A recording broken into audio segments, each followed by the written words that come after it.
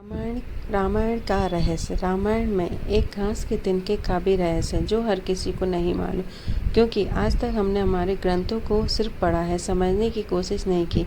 रावण जब सीता माता का हरण करके लंका ले गया, तब लंका में सीता माता वट वृक्ष के नीचे बैठ के चिंतन करने लगी। रावण बार बार आकर माँ सीता को धमकाता, लेकिन सीता माता कुछ नहीं बोलती।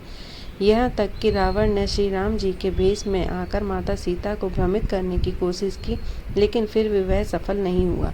रावण थक हार कर जब अपने शयन कक्ष में गया तो मंदोदरी ने उससे पूछा, आप तो राम के भेष में गए थे, फिर क्या हुआ? रावण बोला, जब मैं राम के रूप में सीता के समक्ष गया तो मुझे सीता नजर ही नहीं आ रही। रावण अपनी समस्त ताकत लगा चुका था, लेकिन जिस जगत जननी को आज तक कोई समझ नहीं पाता, उसे रावण कैसे समझ पाता? रावण एक बार फिर गया और बोला, मैं तुमसे सीधे संवाद कर, लेकिन तुम कैसी नारी हो कि मेरे आते ही घास के तिनके को उठाकर उसे घूर घूर कर देखने लगती हो? क्या घास का तिनका तुम्हें राम से भी ज्यादा प्रिय है? रावण के इस प्रश्न को सुनकर सीता माता बिल्कुल चुप हो गईं और उनकी आंखों से आंसू आने लगे।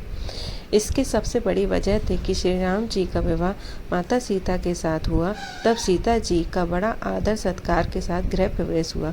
बहुत उत्सव मनाया गया। प्रथा अनुसार नववधू विवाह पश्चात जब ससुराल आती हैं तो उनके हाथ से कुछ मीठा पकवान बनाया जाता है, ताकि जीवन भर घर में मिठास बनी रहे।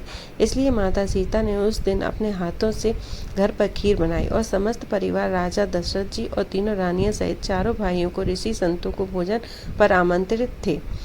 माँ सीता ने सभी को खीर परोसी शुरू किया और भोजन शुरू होने ही वाला था कि जोर से एक हवा का झोंका आया। सभी ने अपने अपने पत्तलें संभाली। सीता जी बड़ी गौर से देख रही थी। ठीक उसी समय राजा दशरथ की खीर पर एक छोटा सा घास का तिनका गिर गया, जिसे सीता माता ने देख लिया, लेकिन अब खीर में हाथ कैसे डाले, यह प्रश्न आ गया।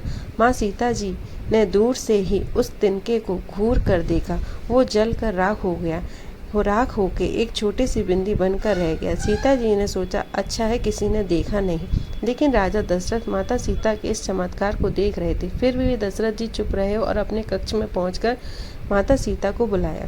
फिर उन्होंने सीता जी से कहा, मैंने आज भोजन के समय आपके चमत्कार को देख लिया है। आप साक्षात जगत जननी स्वरूपा हैं, लेकिन एक बात का आप मेरे ध्यान रखना।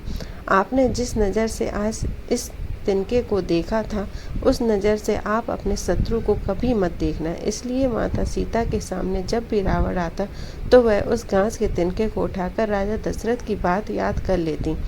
तिण धर ओट कहत वेदेही, सुमिरी अवध पति परम स्नेही। यही उस तिनके का रहस्य।